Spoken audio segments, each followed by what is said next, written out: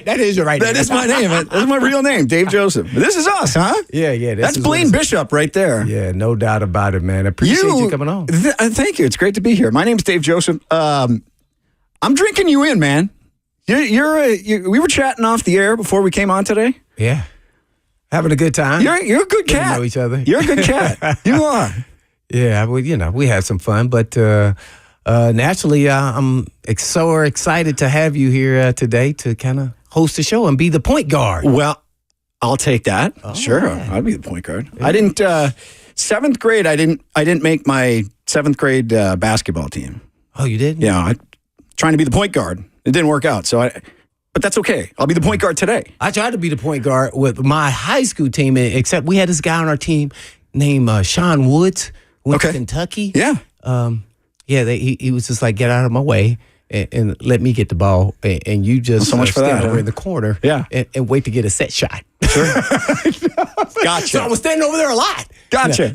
No, just kidding. But yeah, I did play with a guy named Sean Woods who went to Kentucky and thought he hit the game winner versus Duke. But instead, Christian Leitner ended up hitting the game winner. Oh, yeah. Yeah. So that's a little footnote there of Cathedral's finest right there. Well, you know Blaine Bishop. He's a 10-year NFL veteran. Yeah. Safety. The Hitman. Can I call you the Hitman? Am I allowed to call you the Hitman? Hey, yeah, whatever you want to call me. You can call me Woody even.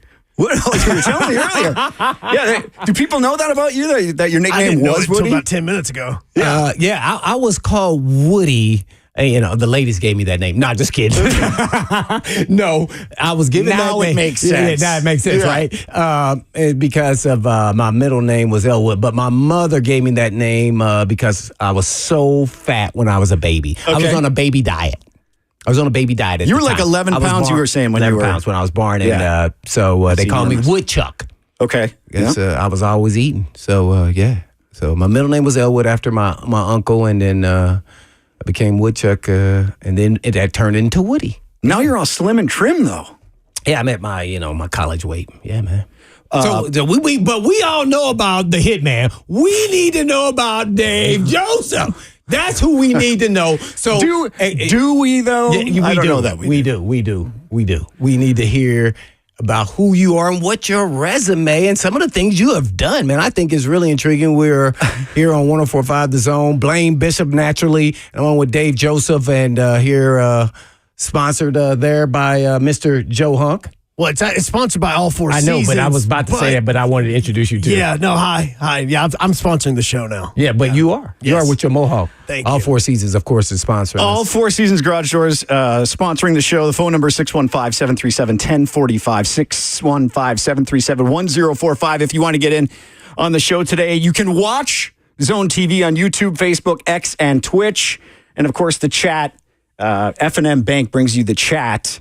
We got a lot on today's show, and we'll get to that eventually, including we're going to talk some football with Jordan Dajani from CBS Sports coming up at 2:20 today, which Titans wrapped up OTAs, right? Yeah, Titans wrapped it up. Someone who wasn't at OTAs, Aaron Rodgers, not at OTAs, or mandatory. I don't know, were they OTAs or were they just mandatory? I think it was mandatory. Yeah, these are mandatory. He's being fined.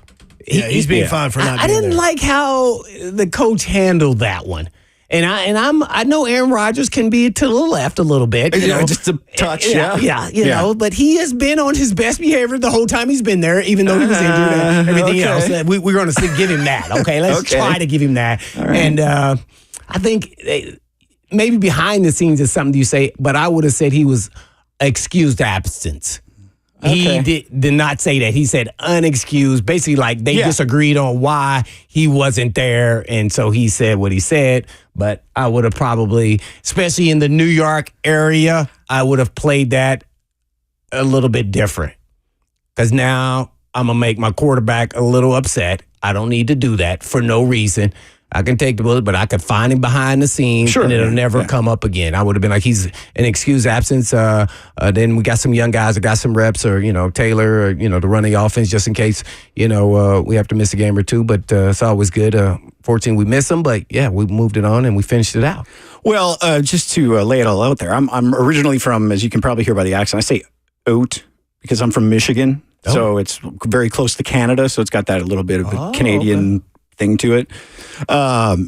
but so I grew up a Green Bay Packers fan. Oh, yeah. So you know all about Aaron Rodgers. So I know all about Aaron Rodgers, and I know all about Aaron Rodgers games. But listen, my dog, bless his soul, he just passed away. Your dog is named Brett? My terrier mix, who was 20 years old, 20, if you can believe that. His name was Gretzky. Oh. Brett Favre, Joseph. So you can see where my allegiance lies, right? How many names does your dog have? He has like 5 names, 4. Listen, he's no different than. Well, you can't think of anybody. I'm trying to think of people with hyphenated. People have 4 names. Blaine, people have 4 names. Sure, they do. I do. Blaine, Elwood, Woody, Bishop. There you go. Yeah, there you go. So yeah, I grew up in the Brett Favre era. I grew up when the Packers stunk. Right? They were awful for years and years in the 70s and 80s. Just awful. And then Brett Favre came along and turned the tide and won a Super Bowl. And then Aaron Rodgers comes in and wins a Super Bowl. And then we got tired of Aaron Rodgers. Well, we being me, I don't want to speak for all Packers fans, but we got tired of Aaron Rodgers fairly quickly. Oh. So to see this is not a surprise. To me, this is what they call a nothing burger, right? This means nothing. This is what Aaron Rodgers does. Right? No, I really want to know why he missed. I really do. Oh, I do. He's on. Like if he said something like I just wanted to be at somebody's birthday party. I'm sure that's what I was. I'm sure that was. Listen, I get to go off on Aaron Rodgers. Oh my gosh. But so I grew up in Michigan. You said you want to know more about me, so I'll share. Yeah, break it down. Grew up in Michigan, a small town in Michigan's Upper Peninsula. We're known as Yoopers because it's called the Upper Peninsula Yooper. Upper Peninsula Yoopers. So that's where I'm born and raised. I went to college in New York, Long Island, New York, where the Jets used to train, Jets, at Hofstra University in Hempstead, New York. They used to train there. Went to school with Wayne Corbett. Yeah, Corbett. Yeah, he used to play for the Jets. Little guy. Finest, wide receiver. And then I worked in New York City in radio for 3 years after that. I worked for WABC, 77 AM, News Talk Radio. I worked with... Don't hold this against me. It was a job. I worked with Rudy Giuliani, the former mayor of New York City, when he was the mayor of New York City. Whoa! I say that whenever got some heavy hitters, man. I say the same thing when I say don't hold it against me. I used to work with Matt Murphy. Yeah, I say the same thing. Yeah, don't hold it against me. I used to work with Sean Hannity, who works for Fox. Again, don't hold it against me. It was a job. I'm trying to think who. Rush Limbaugh, and I ran the board for Rush Limbaugh. Now, bless his soul. Nice man, very nice man. I'm not saying I agree with the politics. Not going to talk about politics. Just giving you a background on where. Yeah, that's what we need. Lived in Providence, Rhode Island for about a year, producing some talk radio shows there on 630 WPRO. And then after that, moved to Los Angeles, where I spent the last 20 years working for ESPN Radio, NBC Sports Radio, the Los Angeles Kings. I worked for 8 seasons with the LA You called Kings. the games there for the games. I was the stadium announcer at Staples Center for the Los Angeles Kings for 8 seasons. Were you there when they won the cup? I was there when they won the cup. I was there when they won the cup in 2012 as a reporter for ESPN. Then I was hired in 2013 for the lockout season. That was my first season. My first season as public address announcer for the Los Angeles Kings was against the Chicago Blackhawks in January of 2013 after the NHL lockout, when the Stanley Cup was there, and I had to introduce the Stanley Cup, and they had the banner raising ceremony, and that was my very first game as public address announcer for the Los Angeles Kings. So that was a little hot under the collar. Yeah. Then the Kings won again in 2014, and I was there for that. Dang, that's pretty cool. Yeah. So I have a Stanley Cup ring. I do some work now for. Oh, so you get rings too, man. Yeah. Dang it. Yeah. Man, that was always my dream to get a Super Bowl ring. Man, Well, it was always my dream to play in the NFL, and that never came true for me. So you can rest easy on but that. You've done some other things, man. I saw you were on a Jimmy Kimmel. I'm like, man, what am I getting myself Jimmy Kimmel into show here? a couple of times on ABC, Jimmy Kimmel Live, doing an announcing bit. Whoa. Do you have that? Boy, you're selling this short, man. No. You got you're Joe Hunk, man. Yeah, no, I've got it. So let me hop in because I Dave don't like to wasn't talk just, about me. I'm not here to talk about me. This whole segment is all about you. You weren't just introducing anything. Jimmy Kimmel came up with this bit about how he wanted a PA announcer if, for instance, there were immigrants crossing the border, was what this was. Is that the best way to describe that? That's exactly how Yeah, we're it sounded. celebrating people becoming new American citizens. Yeah, Celebrating. and so here's just a little snippet of it. Thanks, Jimmy. Ladies and gentlemen, your new American citizens. On the books and on the planes. Is that you? They're coming to America. That's Cleto. From Kigali, That's me. Rwanda, standing at 5'11" tall. He is a waiter, and his favorite TV show is The OC. Please welcome Lodi Mugisha Amini Mwanga Choo-Choo. 4 names. See? 4 names. Hey, that snippet. wasn't A little Just a taste. snippet. Little taste. a little snippet. Yeah, that wasn't too bad. So now I am the PA announcer for Vandy Boys Baseball and the Nashville Sounds. So if you come to the ballpark, you come to First Horizon, you come over to the Hawk, you can hear me during baseball season. Oh man. I know you like baseball. Oh yeah, I love. Yeah, Corbs is out. Yeah, he's one of Corbs the is best in the awesome. business. I feel bad for him right now though. It's a tough sled, man. The Vols have passed Vanderbilt. That's all the Vandy fans could hang on to was that they were always going to be better than the Vols in baseball. That is no longer the truth over the last 3 years. Well, I tell you what, we're going to expand on that, and I have a not so bold prediction that's going to come up after the break. Oh. So you're going to want to stay here. He's Blaine Bishop. My name's Dave Joseph. It's 104.5 The Zone. 2 first.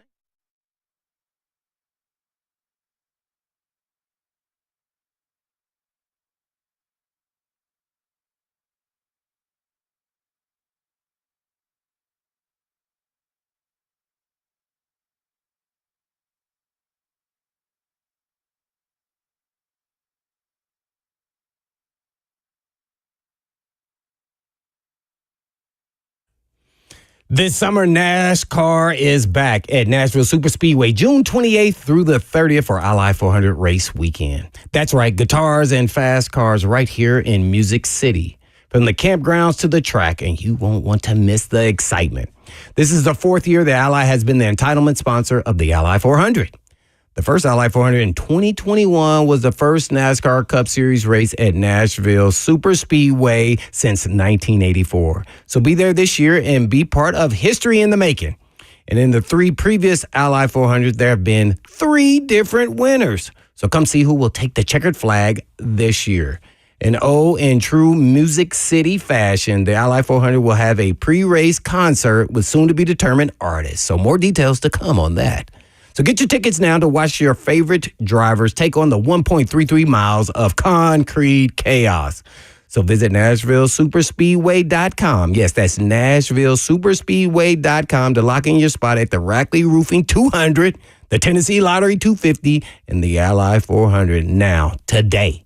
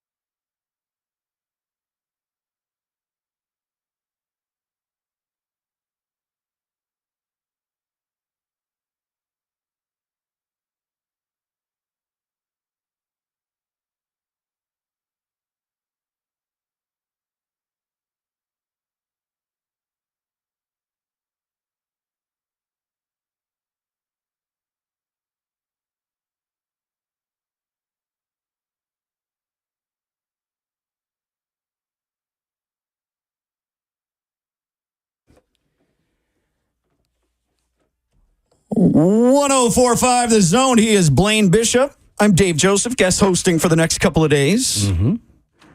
Blaine, thanks for making me feel right at home here at 1045 The Zone. That's what it's all about. We needed to learn your back history there, man. Well, that's a little bit. We can get more into that later. I mean, yeah, we can get into more, but that was a good snippet. I wanted to talk about University of Tennessee baseball, and we were talking about this in the break a little bit. Mm-hmm.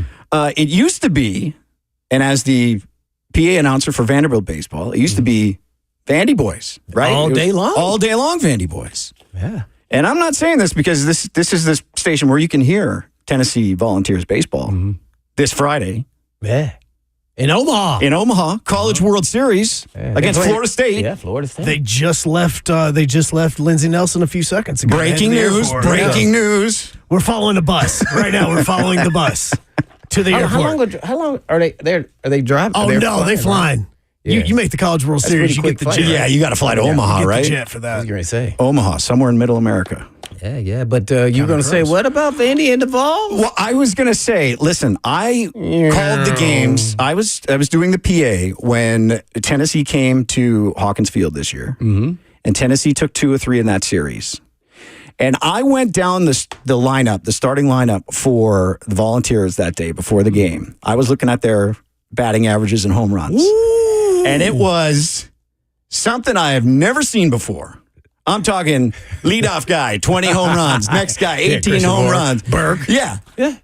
Kavares Tears. All these guys. I'm like, there's like 100 home runs in the first 5 guys. Well, they set a record, right? Yeah. 172 home runs. Man, it was unbelievable. I thought they would slow down at some point. No. And they haven't. Even now, I still believe they're going to come against some pitchers. It's going to slow the batting down. It's going to throw them to the left. No. And I don't think it's going to happen. No. I got to believe, man. This is my prediction.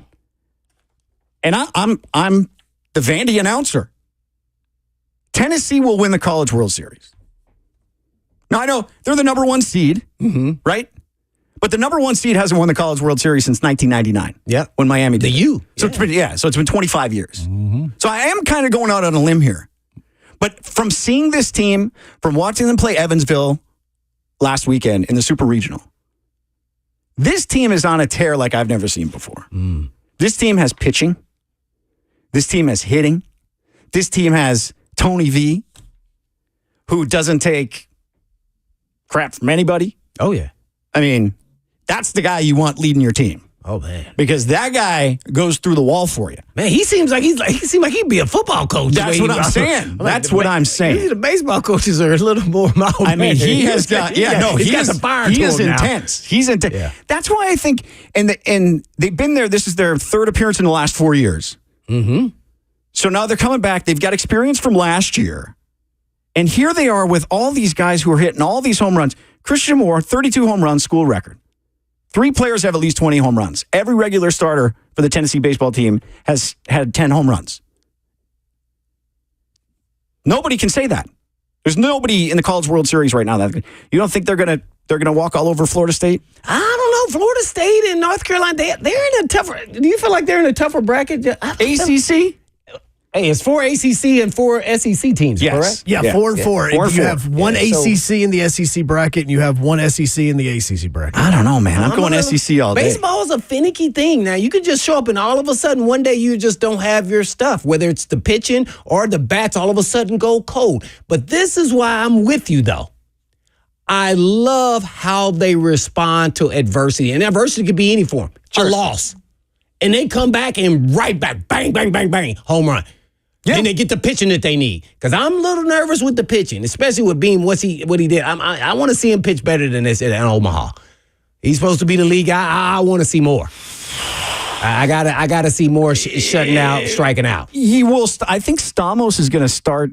If I'm not mistaken, Stamos is going to start game on. I might be wrong on that. He has a quick trigger on Stamos, right? Oh, the moment that Stamos gives up one run, he's done. But they've got guys to come in to fill that void. They do. Which maybe they haven't had in the past. I just think when you have this kind of firepower, no matter what kind of pitching you're getting. I mean, look what they did again against Evansville. They had trouble in game 2, I know. But again, like the first 3 of the first 4 guys hit home runs. Now, if you're the opposing team, if you're Florida State, How are you coming back from that? I mean, think about that. Well, Florida State's, first of all, is going to say our pitching is better than Evansville. Okay. I don't even know who the Florida State pitchers are. I'm assuming Tennessee's still going to hit home runs. Right. Well, that's what I want to see. If they do that this first game, I'm like, there's no stopping this team. Because I'm afraid they're going to run into a buzzsaw when they run into that ace guy who goes 6 innings and shuts you down. I haven't seen them face really a guy like that. Have we seen any guy all season to kind of just shut them down? I think the last time that it happened might have been the Kentucky game, and maybe game Kentucky, one. The last game of may have been game one against Kentucky in Lexington, but then after that, Tennessee did well. 0-2 in College World Series games under Tony Vitello, but this is the year they turned it around. That's my guess. It's my guess. I hope so, man. Jamie Arnold is going to start for Florida State. Third in the nation in strikeouts with 155 in 100 innings. Whew. I don't know. I think Tennessee is gonna. I hope so, boy. It'll be joyous, man. Now, how do you view this season? How do you, if they don't win it all, how would you view their season if Tennessee didn't win it all? That's a great question. You're the number disappointment. Yeah. Mm-hmm. I think afterward you take a step back. I think in a month you take a step back and you look at it and you say, okay, we were the number 1 seed. We won the conference. We had a great record, 55-12 right now, 55-12. But we left it on the table. This was the year we should have won. When are you going to get firepower like this again? When are you going to have all these guys hitting all these home runs in clutch situations? I don't know that you can recreate this. And that's why I think Tony Vitello went off on his soliloquy the other day, because he's trying to relieve the pressure that the players actually, and as a distraction, went on this rant that went on forever. I didn't even know he lost me there a couple times. So I think he's trying to take the pressure off. Because I had no other reason why he went on. I know it was about Burke and the question he was asking. It was asked by an Evansville, reporter, before the game if they didn't win and all the pressure. And you get all that, but I probably wouldn't even address it at all. Well, I was going to ask you, as a guy who's met the media for 10 years in the NFL, how do you handle a situation like that? Well, I wouldn't address it if I was the head coach. Afterwards. It was over and done with. Is that a next question type of thing? But that's my only answer to that is he did it because now he's trying to draw this distraction of all the pressure that comes with being in Omaha. Sure, yeah. Taking it off. So I get it. Just my style wouldn't have been his style. But hey, I get why he did it, but and there was a whole bunch of other things he was talking about too in there. He was talking about recruiting and he went on for a minute there. Well, that leads me to my next point, which is if you're a recruit, if you're a kid coming out of high school, and Tony Vitello comes to your house, or whoever they're sending, but let's just say it's Coach Vitello, and you see what they're doing in Knoxville, and you see where you get to play in Knoxville, and you see that they're redoing the stadium, and they have this fantastic home record, and they've got these crowds showing up like never before. I mean, that's the thing in Knoxville, right? Yeah. It's University of Tennessee. Well, right football, now. baseball right now. Football's always going to be king. Of course. But right now, that stadium was packed for the Super Regional, standing room only. Yeah. And they're expanding. Why wouldn't you go to Tennessee? This is the problem. If you're Tim Corbin at Vanderbilt, this is the issue. How do you get those guys to commit not to Tennessee, but to Vanderbilt? Because that's the hot place to play right now. And Coach Corbin's got a great track record, and he's a Hall of Fame coach, and he's an incredible person. But Tennessee's the hot product right now. I don't think am I overstating that? I don't think I am. They're the number 1 team in the country. They've got it all going on for them right now. To me, it's about a kid's fit. I mean, sometimes it's not about who's winning, who's losing. Where do you feel comfortable and feel like you connect with the coach and coaches on the staff and the campus? Because ultimately, you're going to be there on a daily basis. And, so that's kind of how I look at it. I'm a little different than most. It's not about who's hot, who's not. I know that's what kids do. But if I'm the parent of a kid, I'm telling you what is the best fit for you. and where do you feel comfortable with, and then that's where you make your decision. You can't. You start going to all follow hot that. So what if all of a sudden UT's not winning, then all of a sudden they're losing? You gonna go TP it and go somewhere else? Well, you can do that these days. Well, I know, but I mean, no, you want to try to ultimately base your decisions off of the education you're going to receive and all the things that fit the parameters that you think are important for you to be successful at that school. So, What about and something you didn't have to concern yourself with back when you played, but NIL? Does that play into it at all? For me, if I'm recommending to my child, Mm-hmm. oh, absolutely not. No, Absolutely not. no, Not a concern. no. If you're following the money, sometimes you follow the money. All right, here, I'm going to just use an example of an adult. Why didn't Hurley take that job with the Lakers? He got follow the money, right? $70 million. That's a lot of money. Yeah, that's a lot of money. And he's not going to get $70 million from Connecticut. He may get a raise, but he's not getting $70 million. Right. He didn't follow the money. Take notice, kids. That is a rare occurrence. Right. Though. But why didn't he? And so that's what I wanted to make kids think. Good for Dan Hurley, by the way. Right. I'm a think big fan of about that. why he didn't take it. Because sometimes following the money isn't always the best choice for you. You start chasing the money, you're going to end up in the wrong spot. Some kids are going to, it's no matter, they're going to chase the money. There's no way around it because we're talking about, kids who that's important to them. It could change their lives immediately. I would still lean on the academic profile, fit, and everything else. Guess what? If all that plays out, the money will follow. See, the money will happen, but you can't go there for the money. See, that's how I look at it. And so if I'm a parent, and I'm going to say I'm probably not going to be the norm, but I will be the rational parent that, so that's kind of how it would be. Yeah. I think of Deion Sanders in Colorado. And I think, his sons play in Colorado, and they've got all these NIL deals. Mm-hmm. And I kind of bothers me on one hand, but I get it. I mean, right. Deion had a good thing going where he was coaching before and went to Colorado and followed the money. Mm-hmm. Obviously, he gets a better opportunity, but then the kids follow, and now they're driving expensive cars and have Rolexes and all that kind of stuff. Is that for the right reasons, or is that for the wrong? You understand what I'm saying? It's kind of that's their own personal decision. That's why I think every decision is an individual decision. I can't say Deion Sanders followed the money when he took the Colorado job. I think he wanted to coach at a big program. That's not to say that Colorado will ever have success. I don't know what they will. Right. If they will or won't. And that's kind of their style. Some people like to be flashy. Some people like to be more conservative. If you know anything about primetime, he's definitely always going to be on the flashy side of it. And kids pretty much are going to follow that same lead. If that's what they want to do and follow the money, that was beneficial for them, hey, so be it. Don't mean it's the right. It doesn't mean it's the wrong decision. 615-737-1045 is our number if you want to join the conversation. He's Blaine Bishop. I'm Dave Joseph, guest hosting for the next couple of days. This is 104.5 The Zone.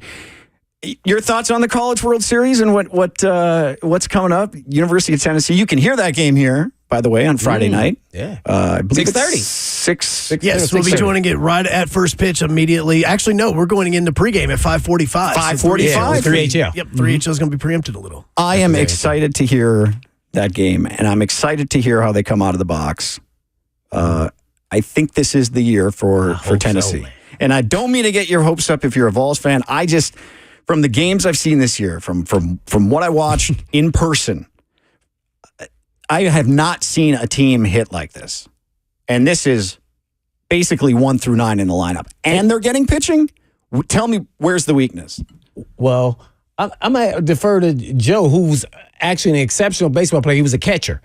And I feel like their pitching still has a little bit of holes. And I think that could be the downfall if they do lose. I do believe, just like you do, that they will win it. But, I just don't know if they're batting. I know they've done it all season. But I've seen sometimes where they don't even look, other teams, you don't even look like the same team. Yeah. All of a sudden you show up and they just have a bad batting night and the pitching to get it done. So I'm afraid that may happen at the worst time. I'm hoping that doesn't. But, man, pitching is probably where I'm real nervous about. Joe Hunk, what say you? I want Stamos to go longer than 1 inning. Like he's 1 or 2 innings. I mean, seriously, if you've looked over his last few games, he's only been going 1, 2, 3 innings. Right. And my fear is you're right about how good the pitching is when it comes to like the bullpen. I want to see Bean go and do better than what he's done his last 3 or 4 starts. Right. But with Stamos, if he goes 1 or 2 innings, you're already putting your bullpen behind. Because if you see Florida State once, you may have to see him 2 or 3 times. Like you can look at the way the Evansville game happened and look at Kirby. He can come in and he can close out a game better than a lot of pitchers in the SEC. Evansville saw him the second time and they rocked him. So I want to be able to control my bullpen because once you start getting into that 3rd or 4th game, that's where your bullpen is going to be really important. And if your arms are tired, you're going to be getting into a situation that could screw you over. So if they're going to make it to the College World Series championship game, which I don't disagree with you that they can do, they're going to have to do it by offensively. They're going to have to score and have Tiers and Moore continue to hit as strong as they have at the top of the lineup.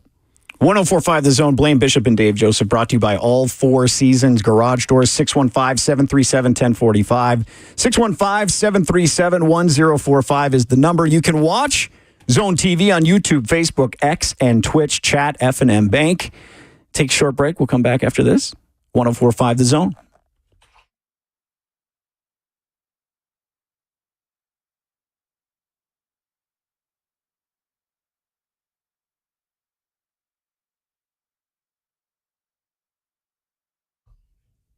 Nashville, summer storms are making a splash, and I'm not just talking about the rain. So act now and keep your family comfortable through any storm.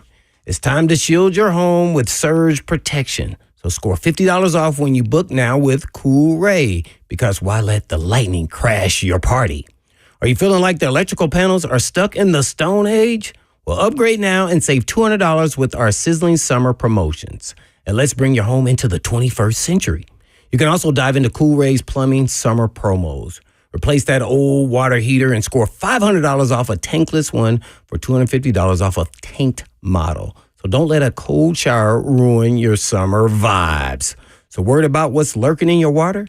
Get peace of mind with free water quality testing, and it's on the house.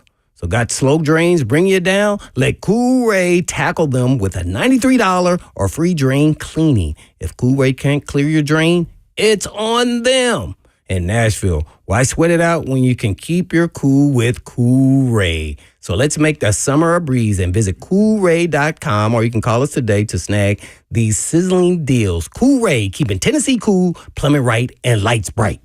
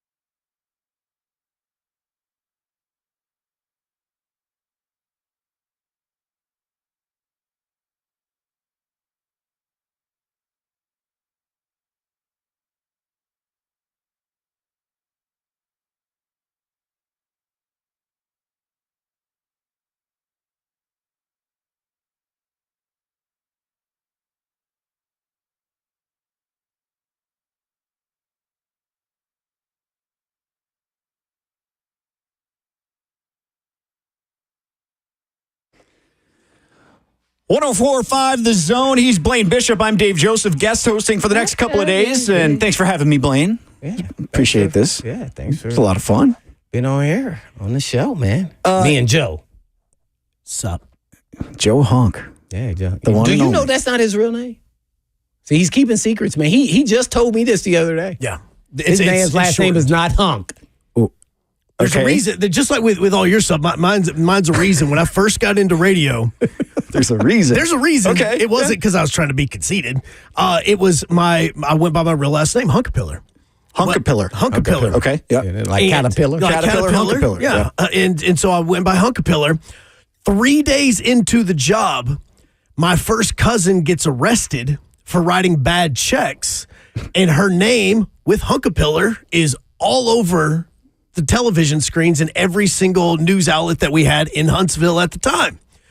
So my boss wanted to separate me from the name, and so he just shortened it to Hunk. Smart boss. Yeah. Yeah. Man, That's good it's thinking. funny. He didn't tell me that story while we were You're there. just hearing this I now heard for the first version. time? He just said he goes by Hunk. He didn't tell me that part. I don't remember. Man's you telling writing me bad that. secrets. Yeah, writing bad checks got it shortened from Joseph Hunkapillar to Joe Hunk. So that was your sister? It was my first cousin. It was my uncle's daughter. It was your uncle's. It's my gotcha. uncle's right. daughter. Bad Yeah, first checks. cousin. So she gets arrested. Her mugshot or first mugshot. Her mugshot is on all the television networks, and it has her name and Hunkapillar written on it. Oh, And so wow. they said, okay, we can't have a And that's Hunkapillar the on. name everybody's going to remember. And then, Yeah, right. You know, during the breaks, like, we had CBS play, I'll do my top of the hour. Everybody was saying her name as well.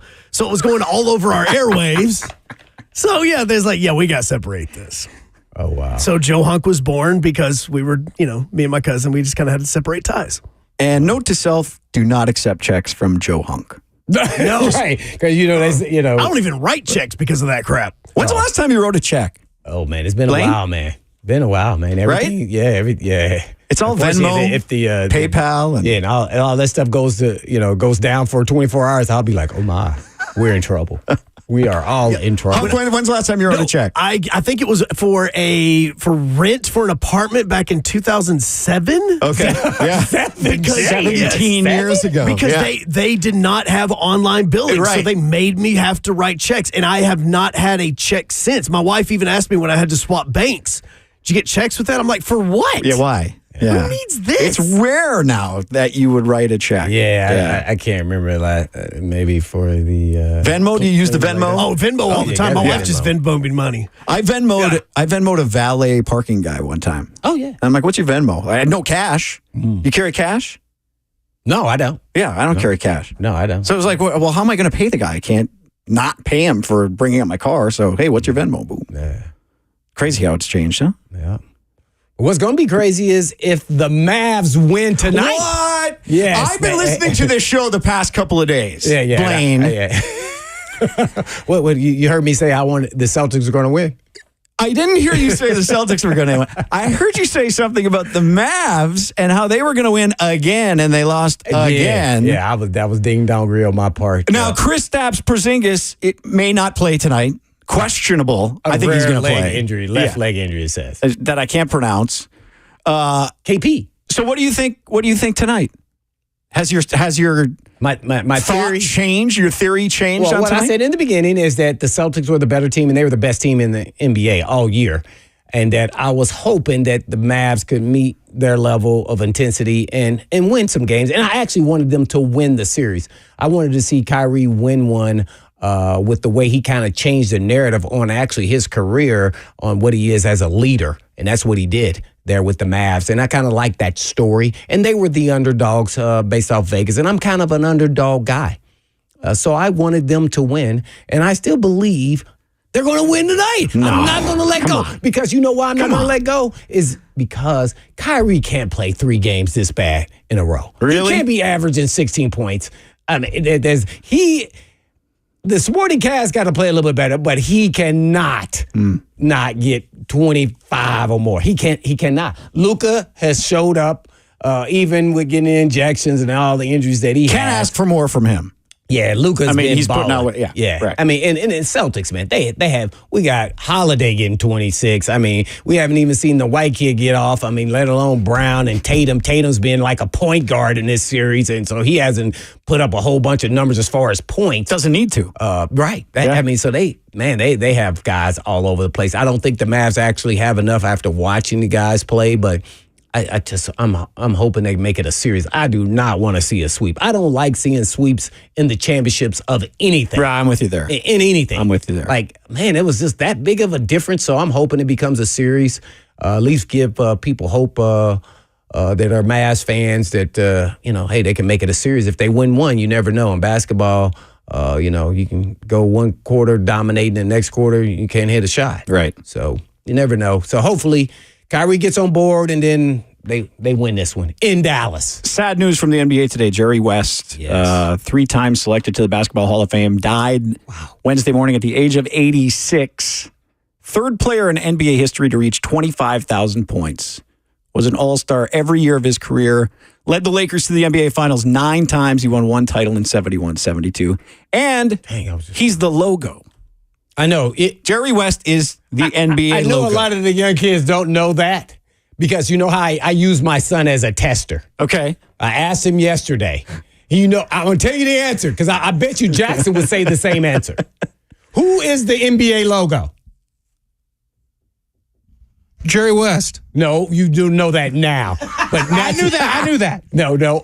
Everybody would say Jordan. Yeah, you would. And my son said, probably Jordan, huh? No. I said, no. Jerry West. One of the best basketball players ever. Yeah, he is the logo. There was a time where they were talking about maybe they were going to switch it to Jordan, but they never did do that, right, Joe? Yeah, no, they never did. There was discussion about, hey, he deserves it over Jerry West now. And if you don't know how intense Jerry West was, go on the on HBO and the biodoc or the docuseries about the Showtime Lakers being born.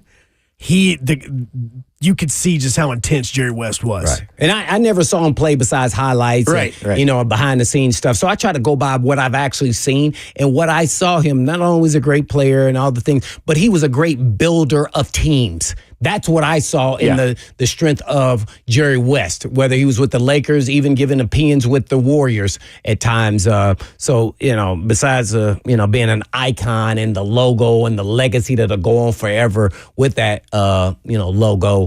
I didn't even know that he was in a position where he was, getting to this point. So I was stunned just because of what I think about him. And he was the one who thought Bean Bryant was going to be the dude he turned into, and he had to make people believe I think he was right about that. Yeah, he got that. Turned out to be right. For sure. So, yeah, man, what a heck of a individual who will never be forgotten, man. He's Blaine Bishop. I'm Dave Joseph, guest hosting for the next couple of days. This show brought to you by All Four Seasons Garage Doors, 615-737-1045. You can watch Zone TV on YouTube, Facebook, X, and Twitch. The chat brought to you by F&M Bank. Coming up next hour, 2:20, Jordan Dajani from CBS Sports. Hunk, did I say that right? Dajani, yes. Dajani. Yeah, Jordan Dajani, 2:20. He's going to join us on this program. He's going to join Blaine and myself. We're coming back after this, 104.5 The Zone.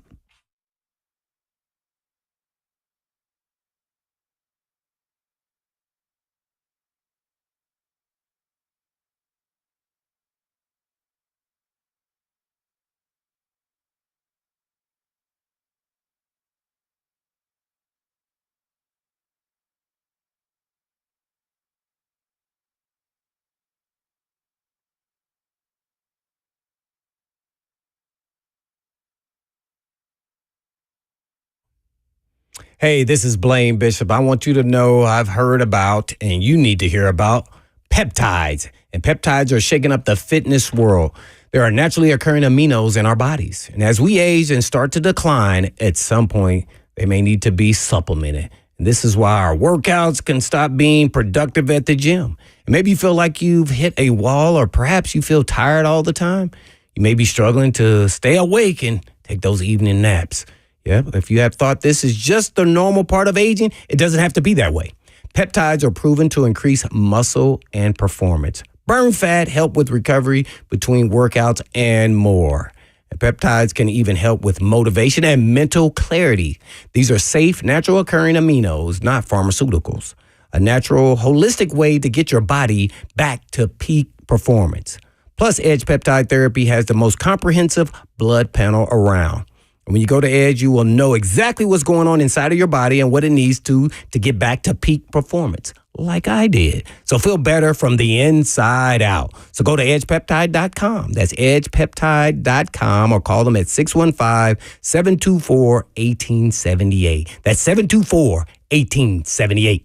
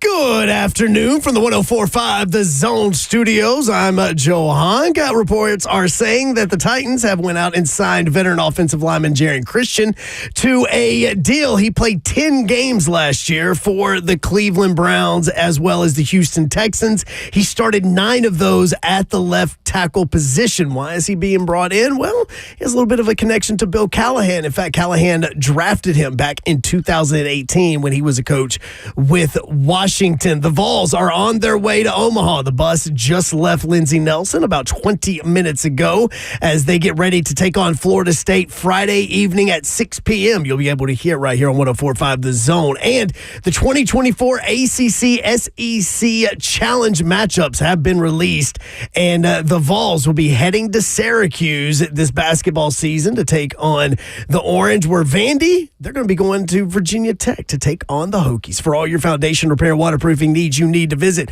USSTN.com. Breaking news at once on your home for the Vols, the flagship station for your Tennessee Titans, as well as home to Blaine as well as Dave here on 104.5 The Zone.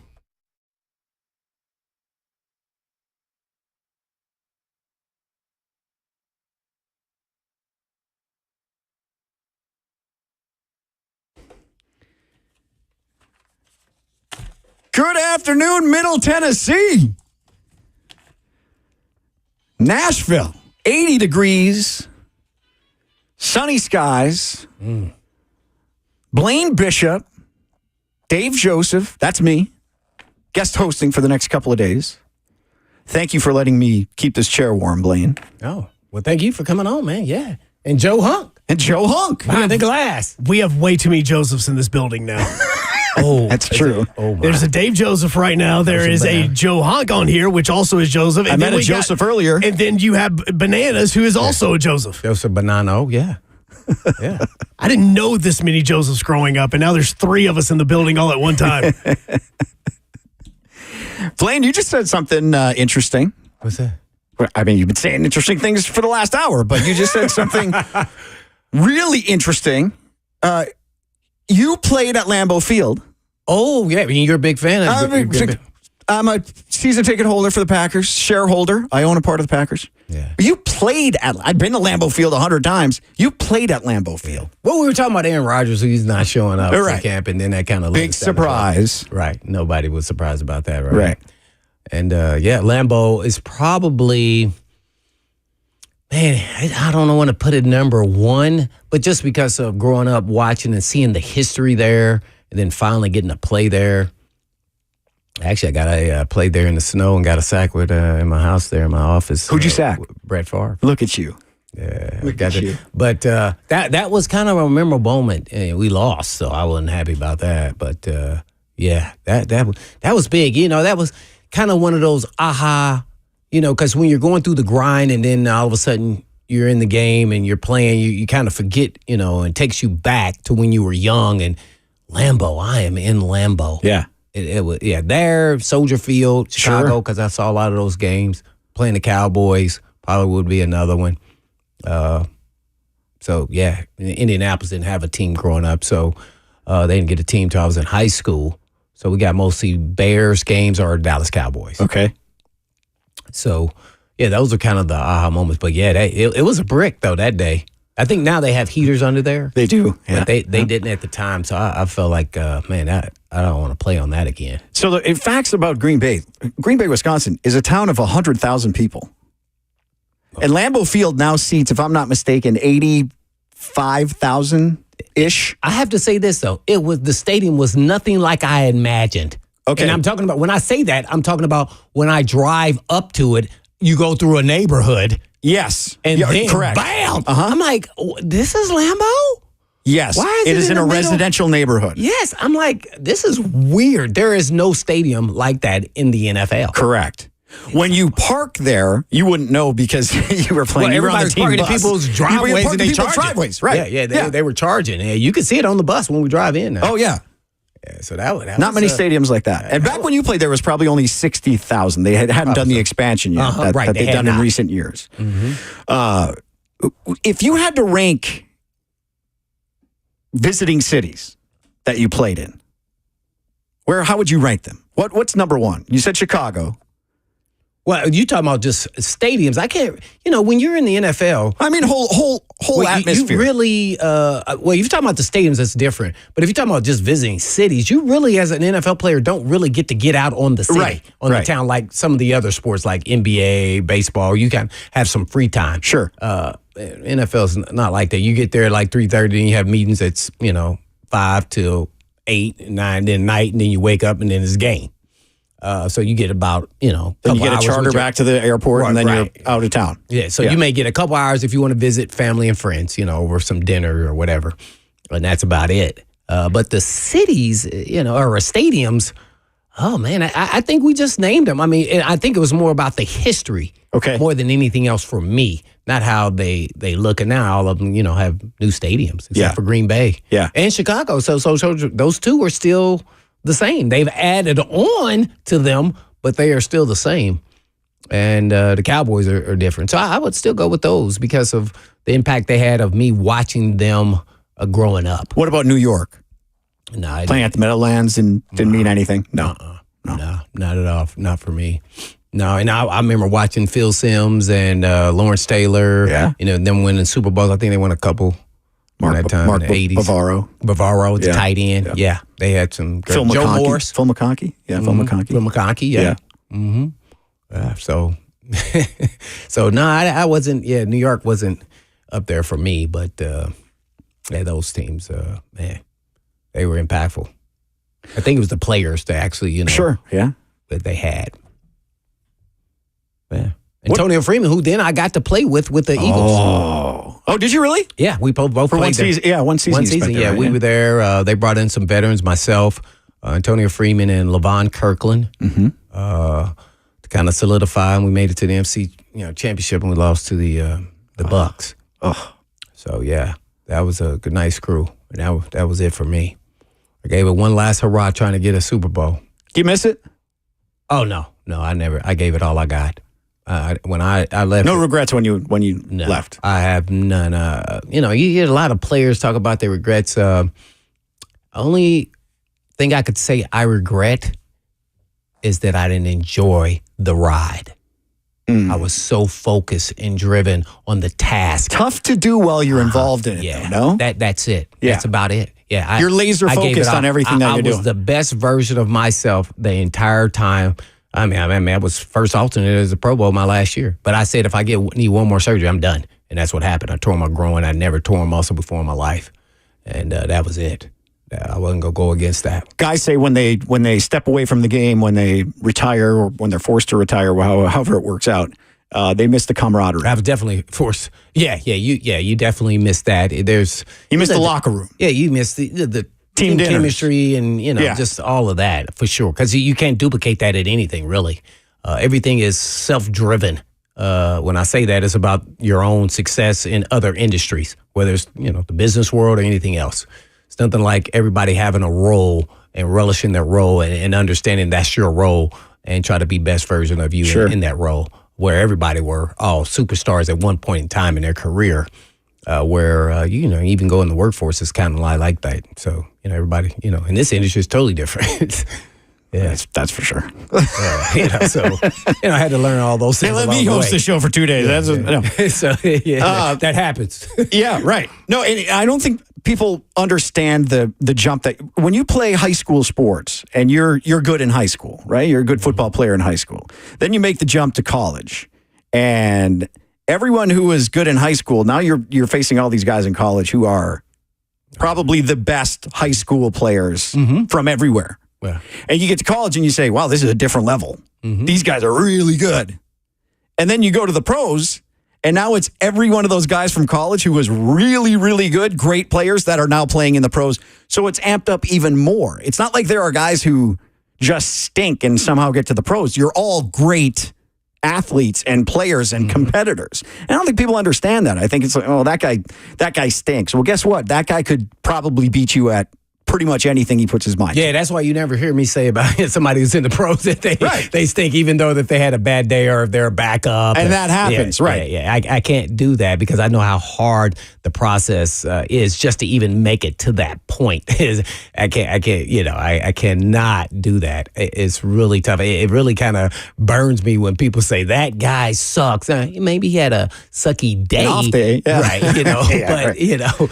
We can't say that he is a bad player all the time because he wouldn't be in the National Football League or any high-level sport, whatever it is, NBA, we're talking about that as well. I mean, baseball, all these guys are super talented and gifted in their own right. So, yeah, now some players are going to be better than others, and that's for sure, even though you were gifted. I would say a lot of my success actually is because of me not being always the best gifted player on any team that I was ever on. Yeah, I was never the best player. Well, growing up, naturally, little leagues and all that. But once you get to high school, even in middle school, I was not the best player. I was one of the better players, but I was not the best player on any team that I ever played on. And that might have benefited me because I was always working and striving to be the best player that I could be. And, and a lot of motivations around there where people saying you can't play or you're not big enough or whatever they were along the way. And I played with some super talented players. Some guys should make the NFL, and I don't know why they didn't. But I wouldn't even say I was the best football player ever on my high school team. Now, I could say that I made all-city, I made all-state, I made all-metro. You're a good player, Blaine. I was a good player. Yeah. But I wasn't the best player on my team, I just kept working and it worked out. It was just, I really felt like I was the chosen one. And when I say that, I'm talking about it was just meant for me to make it because all the signs would tell you that I wouldn't have made it. And I wasn't thinking about my goal was to make the NFL. My goal was to play Division I football. That was it, to show that I was good enough to play Division I. I don't care what level it was as far as 1AA at the time. Division I wanted to go to Notre Dame. I was playing for Cathedral Fighting Irish and we same uniforms and I wanted to play there. And they said I wasn't good enough. And I said, okay, where am I good enough to go to and play? And eventually ended up at Ball State, so it made the best. I didn't go through the conversion, though, of these guys are good when I got to college. Like, I got there and said, I belong. And I was just as good immediately. Now, when I got to the pros, that definitely happened. And I'm going, whoa, this is different. These dudes are fast. They're physical. They're super athletic. And so I said, I have to find a way to find my niche. And there the hitman had arisen. But that was going to be my niche. But I thought I could my passion to play the game and my love to play in the game and my mental aptitude was going to be the game-saving deal if I was going to make it. And I knew that. And once I figured it all out, that put me over the top. And it made me be a better player than actually my talents and gifts really give credit to, how great I was as a player. Was really that more so than anything else, and my leadership skills. And make it you did, 10 years, four-time Pro Bowler, 3-time All-Pro, made it to the Super Bowl. Yeah. But, man, how many people could say they played in the Super Bowl, but how many people could say that they won a Super Bowl? Oh. Man, that one there, man.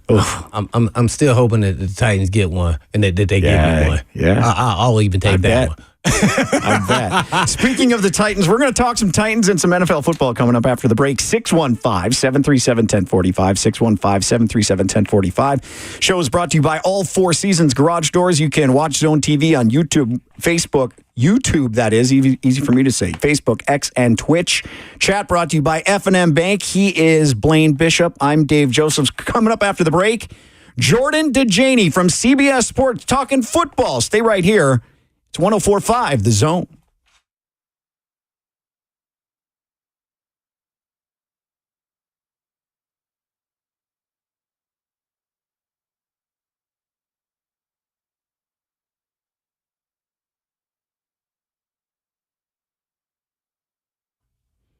Did you know Eurofix has a very different business philosophy? They staff all their locations with more staff than the average auto repair shop, just so they can be ready for when an emergency pops up out of nowhere. Have you ever noticed how hard it is to get a right now appointment for a vehicle repair?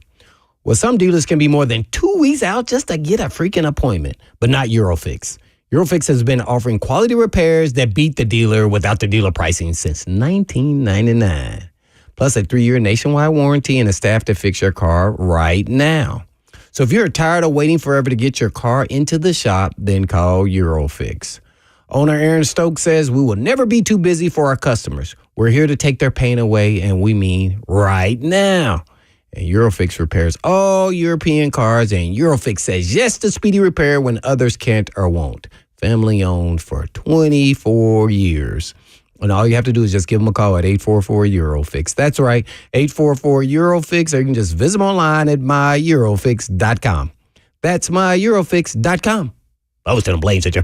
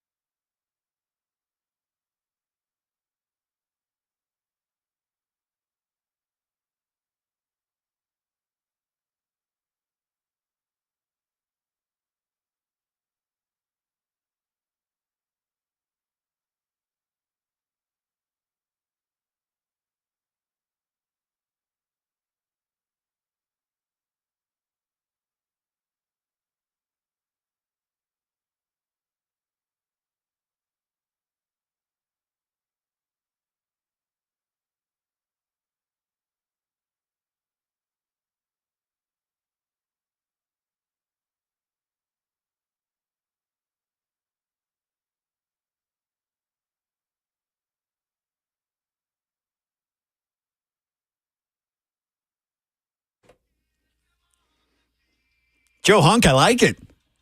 Who was that? Cody Rhodes, man. It's Cody Rhodes' entrance thing. You wrestling guy, Joe Hunk? Oh, huge wrestling same guy. Same. wow. You wrestling guy? Oh, no. What? No, not now. Well, I used to be until, I was raising our son, and my wife said he couldn't watch violence. You played pro football. He wasn't barred. I know, but he wasn't barred. This was before the helmet was when out I of the retired, game. he was like 4. And she was like, he can't watch violence. His dad like, could it's go across wrestling. the middle and put a guy into concussion protocol, but he couldn't watch Wolverine. Well, here's what she or was Hulk really Hogan. afraid of is that he would start doing those moves on other kids. Well, yeah, that's what you do. Right. And she was Kids afraid. will be kids, and Blaine she Bishop. convinced me that and they won't be coming after him. They're coming after you. I said, we won't be watching it.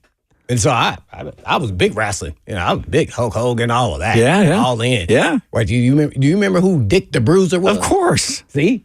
That Now goes you're way speaking my back. language. That goes way back. Go some 80s and 70s. You want to talk Snooker? 80s? Yeah. Oh, yeah. See, I know some guys. That's when I was all in. Because you're talking about my childhood. Rowdy Piper? Yes. Yeah. I got to meet Roddy Piper. Yeah, while we were doing the show, I think he came out to, we were at a gas station. He came out. Mm-hmm. Yeah. Hot Rod. I got a story about Rowdy Piper, but I can't tell it on the air. Oh. I'll tell you in the break. You teaser. You teaser. He's We're about passed to now. have a Piper on right Roddy now. Piper's passed, yeah. You want me to do the contest before or after? We'll do it after. We'll do it after? Yeah, we'll do it after. Their opportunity to win tickets to the Ally 400. Oh, yeah. Love that. He's Blaine Bishop. I'm Dave Joseph. That's Joe Hunk. And joining us on the phone, 104.5 The Zone, Jordan Dajani from CBS Sports. You can find him on X, formerly known as Twitter, at Jordan Dajani. Jordan, how you doing? Yo, my friends. What's going on? Thanks for having me on the show this afternoon. You a wrestling guy, Jordan, or no?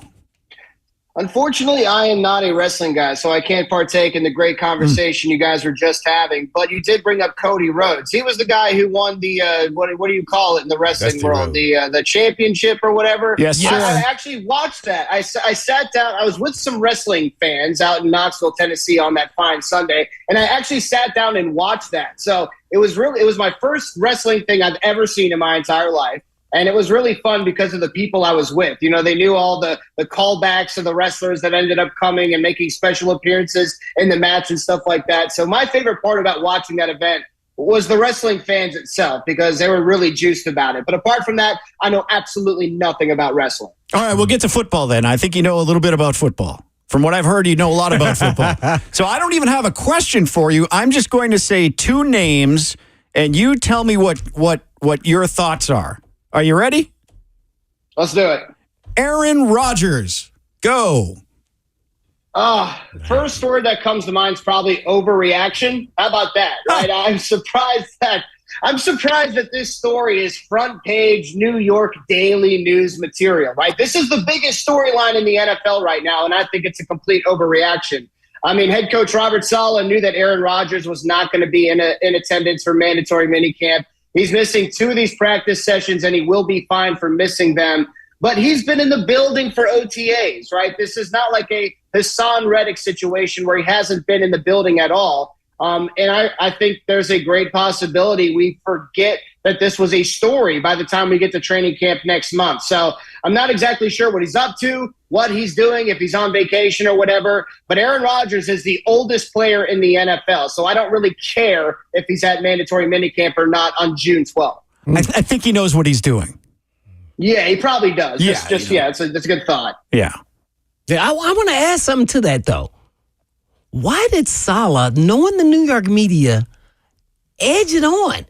Like, why didn't he just say he's in an excused absent lie and say, and we'll move forward without him today? Like, why couldn't he just give some short answer instead of saying, well, he's supposed to be here, however he quoted. I'm not going to give the exact quotes, but we disagreed pretty much on him not being here, which means he's going to find him. Well, he could have told him he's going to find him, and then it wouldn't have been a big deal. It wouldn't be headline news if he would have just said he's an excused absence. Right. It's a good point by you. And to be quite honest, I think Robert Saleh has not been the most well-spoken head coach in the NFL over the past few years. I think he's bungled a couple things when it comes to statements about the quarterback position, especially considering Zach Wilson and that whole situation. But you're right. I mean, the way you phrase things is of the utmost importance when you're talking to reporters because they're going to take anything and run with it. That's our job, in fact. So he could have absolutely stated things better. But, if we want to dive a little bit more deep into it, I brought up Hassan Reddick. Like, it is kind of a situation where you could go down a rabbit hole because Hassan Reddick is missing a mandatory minicamp because of his contract situation, right? The new jet on the defensive side of the ball. He's missed OTAs, unlike Aaron Rodgers. With these fines for mandatory minicamp, I believe that coaches can waive them if they want to. And I don't know if this is a situation where they would waive it for Aaron Rodgers, but they're not going to do that if they're not going to waive fines for Hassan Reddick. So I don't remember if you can waive these fines. I know that in certain situations you can. But you have your star quarterback and your new star pass rusher who are both missing mandatory minicamp. Those are big storylines, and they're both missing them for different reasons. Yeah, but I want to even add one more thing. Knowing who Aaron Rodgers is, and I'm talking about the history there with him at Green Bay, and you're messing with a guy who's the smartest guy in the room, at least he believes he is, why do you want to ignite and upset this gentleman? Why would you do that? He is your starting quarterback, whether you want him to or not. He's going to be the guy that's going to lead you down to the promised land. There is no way, no how I am perturbing him in any form or fashion, even at a camp that he didn't show up. I can't do it. Yeah, I understand that. And Aaron Rodgers has obviously established himself as the most important player on roster since he can skip out on mandatory minicamp to attend what other event he's in. So I think it's a good point by you, and I think Robert Saleh is trying to toe that fine line of not upsetting Aaron Rodgers, but also being the head coach who expects 100% effort from all players involved, whether that's the oldest player in the NFL or the guy who's on the fringe of making the 53-man roster. Going from Aaron Rodgers to Will Levis and these Tennessee Titans, I'm looking at the schedule to open the season. Jordan Dajani from CBS Sports. Titans open against the Bears. Then they face Aaron Rodgers and the Jets. Then they welcome the Packers to town. They face the Dolphins. They face the Colts. That's a tough test for Will Levis and the Tennessee Titans, wouldn't you say? Yeah, I would say so. I mean, the Chicago Bears are one of the most fascinating teams this season because they have so much young talent coming in, headlined by number 1 overall pick Caleb Williams. But number 1 overall pick quarterbacks usually do not fare well in their first career starts, even if they're at home. So that might be a situation where the Titans can win as underdogs. Now, hosting the New York Jets in week 2 is a pretty I would say interesting game. I mean, that's going to be a really exciting home opener. There's going to be a lot of people from New York who have Super Bowl hopes and dreams with Aaron Rodgers under center. And if Aaron Rodgers makes it past week 1 this time around, then I anticipate the Jets are going to be a pretty solid team that is very capable of making the playoffs. The Green Bay Packers, Aaron Rodgers' former team. I mean, Jordan Love, he may be one of those quarterbacks that's putting pen to paper on a very lucrative extension throughout the next couple of months, I should say. He's someone who has really ignited the fan base. A lot of young talent. I think the Packers have the youngest wide receiving core in the NFL, one of the lowest cap hits as well. A ton of talent there. The Tennessee will be at home for that one at least. So, yeah, I mean, definitely a tough start to the season for Tennessee. But at the same time, I mean, this has been the most exciting offseason in franchise history, right? I mean, there's a lot of reason for optimism on both sides of the ball. I'm really excited to see what Denard Wilson's defense looks like for sure. Well, with Jordan Dajani, NFL writer for CBS Sports, got to ask you, Micah Parsons. I know he's kind of somewhat in a contract issue, but not really. He's not a priority anyway. Let's say that in front of a couple other guys like Lamb and Prescott. But, man, he said he's barely spoken 20 words to the new DC Zimmer. I thought that was really odd, considering he's their best defensive player. How did you take his comments? Because then I went back and listened to him. He seemed kind of casual with it, but it did still seem odd that the coordinator hasn't gone out of his way to have conversations with the best defensive player on the team. Right. One of the best defensive players in the entire National Football League. Right. One of the best defensive players who is due for a huge payday that could potentially surpass, Justin Jefferson as the highest paid non-quarterback in NFL history one day, potentially. Everything the Cowboys have done this offseason, Blaine, has confused me. Okay, from the contract situations to the Dak Prescott's lack of an extension to lower his cap hit to free up the team when it comes to offseason spending. Everything about Dallas has confused me. Now, that is a storyline that is worth bringing up. It's something that you can definitely take and run with and make it bigger than it is. But to your point, I mean, this is the guy, in terms of Micah Parsons, should be the prime player that you are in correspondence with continuously when it comes to implementing your defense and what your scheme is going to be. I mean, Mike Zimmer is someone who's known for being aggressive, and Micah Parsons, that's really his calling card coming off the edge, is his aggressiveness and his versatility as well. So, yeah, just not really a banner offseason for the Cowboys in general. Well, speaking of not having a banner offseason, I know we've been talking about him, but T. Higgins, will he ever show up to training camp, or will he get fined? Kind of take me through the rules here, because guess what? Chase was there, and I think they're negotiating with him right now. So, man, boy, T. Higgins is going to be perturbed. Yeah, great question, because we were talking about fines and waiving fines. T. Higgins is not even subject to fines right now because he has not put pen to paper on that franchise tender. So until he does, that's really the next development that will give, Bengals fans a reason to be happy, because T. Higgins, a lot of people are anticipating that this is going to be his final season with Cincinnati. It's Super Bowl or bust. We understand that.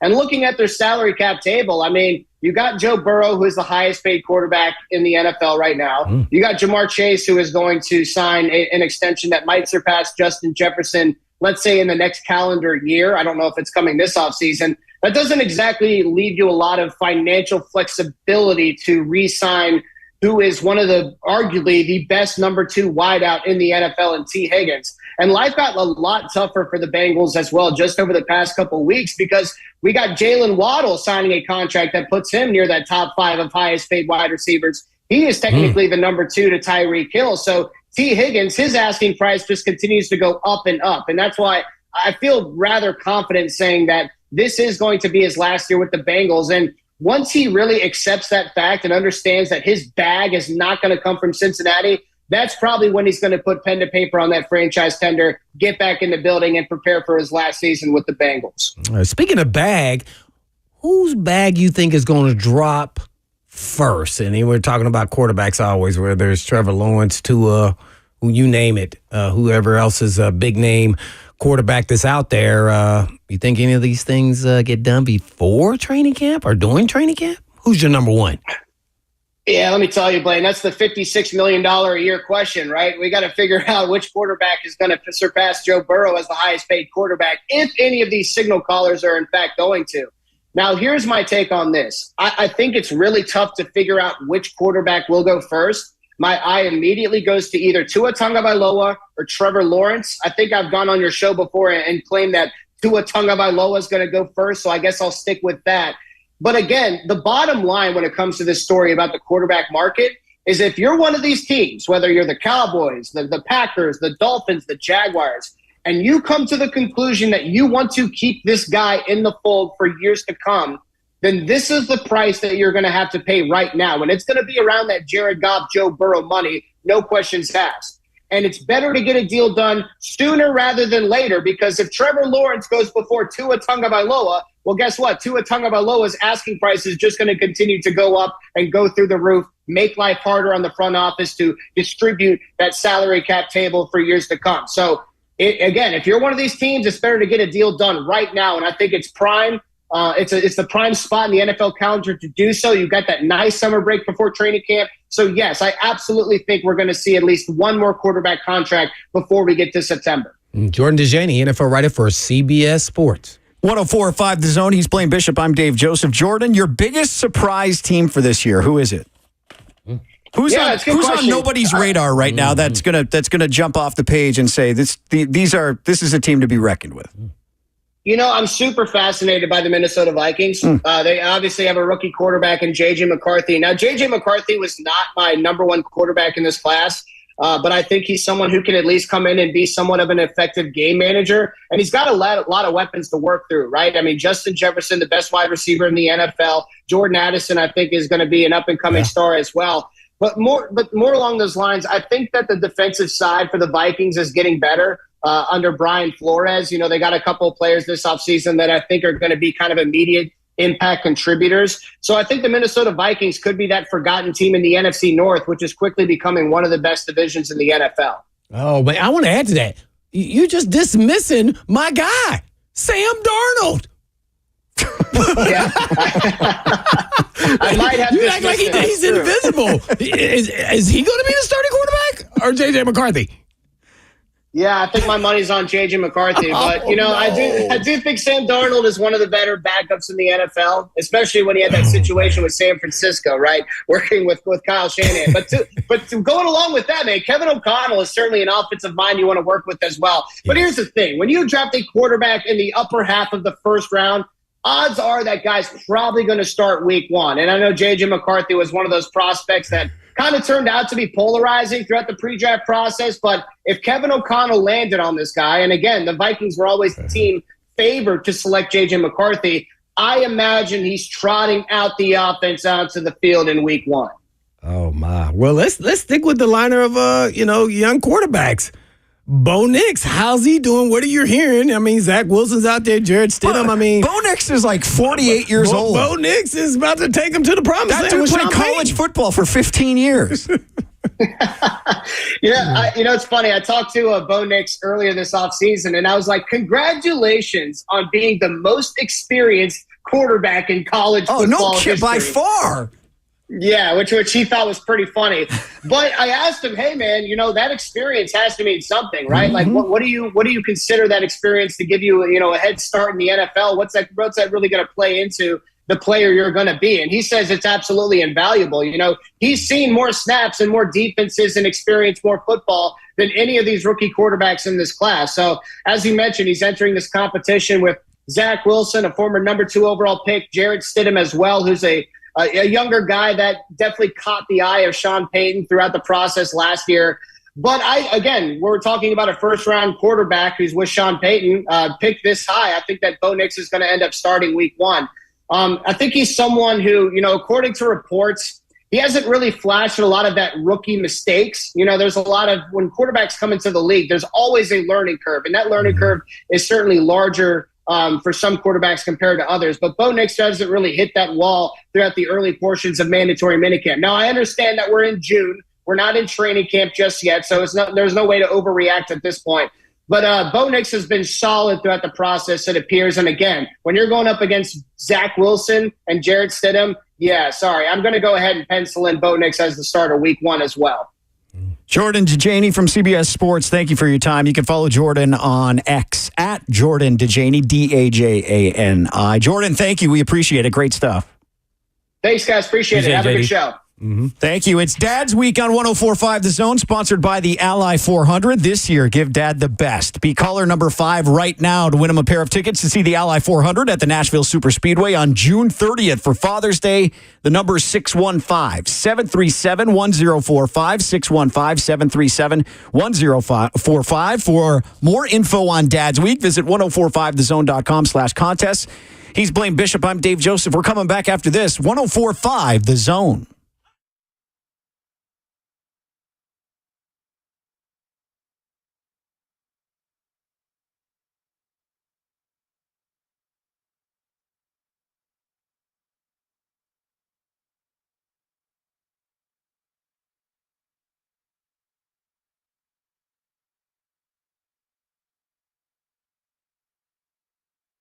WeGrowHair.com. That's the website for the place that has been called PAI now for more than a quarter of a century. WeGrowHair.com. So you drive around Nashville, you see the billboards, you see real people and real results. Maybe you're a real people and you're ready for some real results with your own hair. Maybe you just started losing it, you noticed it. Maybe somebody was kind enough to tell you, you know how that goes. Maybe you've been losing it for a while or you lost all of it a long time ago. No matter where you are in your hair loss journey, I would imagine you don't want to be there. So why not do something about it? WeGrowHair.com. Now, Now, the first time you go, they'll take some pictures. Their team are experts. They'll show you, here's how you got to where you are. Here's why you are where you are. Here's how we fix it. And they'll work with you on how you pay for it. And they'll show you all the different technology options because they have a bunch. And they'll figure out what the best course of action is for you. And they'll put it together. And guess what? It'll be the old you again with your own hair growing on your own head. Come on, man. Call them today. Permanent natural results from the company you can trust. PAI Medical Group. WeGrowHair.com. Don't wait. Call now. 615-376-6010.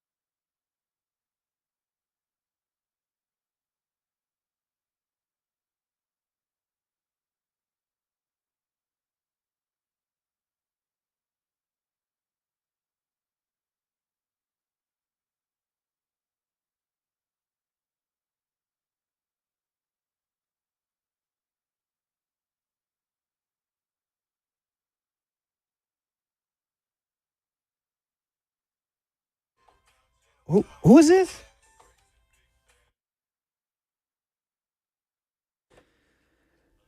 .1045 The Zone. He's Blaine Bishop. I'm Dave Joseph, public address announcer for the Vandy Boys. Yeah, we won't hold that against you. And Nashville. Thanks, Blaine. And Nashville Sounds Baseball. You can hear me at the ballpark in the spring and the summer. Yeah. If you're a baseball fan. We were just talking, Blaine and I were just talking here on 104.5 The Zone in the commercial break about Will Levis. Yeah. And what you think Will Levis can bring to this team and how good of a quarterback he can be. Yeah. It's a shameless plug. 3HL is going to have him on tomorrow at 3:30. It's going to be it's next Thursday? I believe it's next Thursday. Yes, Okay. I could be wrong on that. Let me double I check. thought it was this Thursday, but it was funny they're announcing it that far ahead of time. But I've been a big advocate for Will Levis once I saw his arm talent. He has exceptional arm talent, first round talent.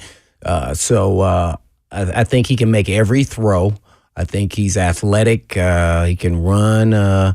And I think his only probably chink in the armor is his passion, like still having that college passion and thinking he can make every play on his own instead of being more the distributor, point guard type style in his mind quarterback. Now, if you kind of take that away, he may now, you don't go all in as a coach because then he may not want to get rid of, he won't throw the long ball, which sometimes is risk, but he has some special talents. And I think the worst thing that could happen to him is just an average starting quarterback. And I think the Titans' moves tell you that that's what they're thinking because of the receivers that they added and some experience. So they can actually see if he can be a franchise quarterback. Well, that was my next question. So no more Derrick Henry.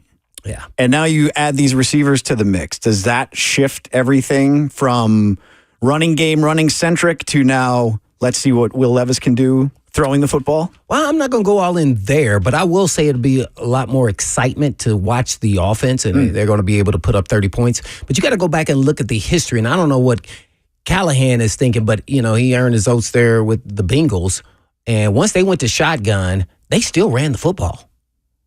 So that's not, they were more 50-50 than people think. They just had some exceptional receivers with Chase and Higgins. And so I think I think they're going to be 50-50, but it's going to be more exciting style of an offense where you see them moving the chains and putting up 28, 30 points a game. It won't be, Derrick Henry left, right, and then let the defense win the game and have great kickers and hopefully good things happen, which was our style, which is in a different era, which this era is totally different. So I'm hoping that got to score points in the NFL. Yeah, got to score it's points. totally different now. There may be a game or two here or there, but they got to put up at least 28 points. Man. And you were saying, coming from a former defensive player, this defense is going to look a lot different also. Yeah, the defense with Wilson, who he learned his oats and schemes. He's going to have different schemes and thought processes, but he learned from Greg Williams, and that was when he was a first time coach with the Commanders at the time. Well, it was the Redskins at that time. So they'll be getting after the quarterback, and they're going to be blitzing. That's why they had to have these corners that they signed, because they're going to be in man-to-man. They're going to be an island. So it's going to be a hit or miss. So sometimes it's going to look awesome, and then they're going to be a play where, he's like, dang it, we went all in, and then, the receivers get paid too, and they're going to make some plays. But that's why they got these corners. They like being on that island. They like that challenge, and they are comfortable in that position. So as long as they stay healthy, I think the Titans are going to be very competitive. Unlike the national media who think they're only going to win 4 or 5 games, I think the Titans are going to be somewhere in the middle, whether that's 10-7, 9-8, 8-9. I think they're going to surprise some people. And I think eventually, once Levis gets comfortable with the offense and where it's just not a thinking game, it's just where he's just reacting, I think that's when we then see them take off. When that happens, I don't know, but it will happen during the season. You never know if it'll happen for game one because, you never know until you're actually in game one. So you got to sometimes go through some failings or, trying to force the ball to then turn the corner and be special. I think they have a chance to be something special sooner than people think. Before we go, NBA Finals tonight, Game 3, series shifts to Dallas. Oh. Celtics and Mavs. I know you're a big Mavs guy over there, Blaine Bishop. Yes, so I got to hear, what's the prediction for tonight? I'm going to stick. I'm a Sticking with the Mavs. Stick and stay. I had to get one of them right. Like I'm like, do you okay, though? Yeah, I do because Kyrie cannot average 16 points. No, he can. Oh no, he can. Oh no, if he doesn't get, oh my, and he seems like he's hit some big shots over his career. So I'm hoping it's just a little slump here, and then he gets them back to snide. Luka's going to play great. Supporting cast got to hit some open threes when they get them. I'm interested to see why they don't play Hardaway Jr. more. I don't know how much he played during the regular season, but he hadn't played very much at all in the playoffs, so I don't know if he's injured or what. But I think he can hit some of those shots because some of the guys that they're putting out there, they can't hit the open shot. So supporting cast and Kyrie, I'm going a little home cooking. The Mavs, get them. At least make it competitive. I think the Mavs are going to come out with their hair on fire tonight. I think they're gonna just try to punch Boston in the face and dominate early, and they might. They probably will. But if dominate the Celtics survive, because they have to. But I think the Celtics are going to hold on. They have a lot. Celtics by a dozen. I don't know what the number is on the game. Do you know anyone know what the number is? I don't. I don't know. No, I'm sure. I would bet that the Mavs are favored this game. If I was guessing. No. Come on. I'm only saying that because I picked them. You're a smart guy, Blaine Bishop. Come on. Look, are the Mavs favored? I'm working on that as the Mavs are favored. I'm saying it right here. Okay. They're favored by 2.5. Joe Huck, tell me what I'm wrong or right about. I can only go as fast as our Wi-Fi is letting me go. So 2.5 is, we're going to say with that is it's actually Mavs by 2.5. Wow, look at you. Bang, bang, boom. Yeah. Yes. Also, how bad of luck does this NBA Finals have? Because in Game 1, you had the Dan Hurley story, which took over before Game 1. And now before Game 3, you have the Jerry West story. Nobody cares about the game anymore. And nobody's talking about the game itself. Yeah. I just got interested in the NBA again. Ask me when. 4 days ago. When the final story. Yeah. Well, not even that. When I found out I was going to be guest hosting this show for a couple of days, I said, I better start watching the NBA. I don't watch the NBA. Doesn't appeal to me. Yeah. The season gets long for me, but when it gets towards the end of the playoffs, I slowly start watching games. Oh, I'll watch tonight. I'll watch tonight. Stanley Cup final tomorrow. Yeah. Panthers, Oilers. Yeah. Panthers? Yeah. They're I think so. 2-0, right? What is it? Yeah, but it goes back to Edmonton. I think the Panthers are going to win it, but I think Edmonton wins tomorrow night. Oh, okay. Big hockey guy, Blaine. I'm a big hockey guy. Not to say I'm good at my picks, but. Do you know how we end the show? I don't. 3HL is coming up next. Right. But in the meantime. In between time. Peace.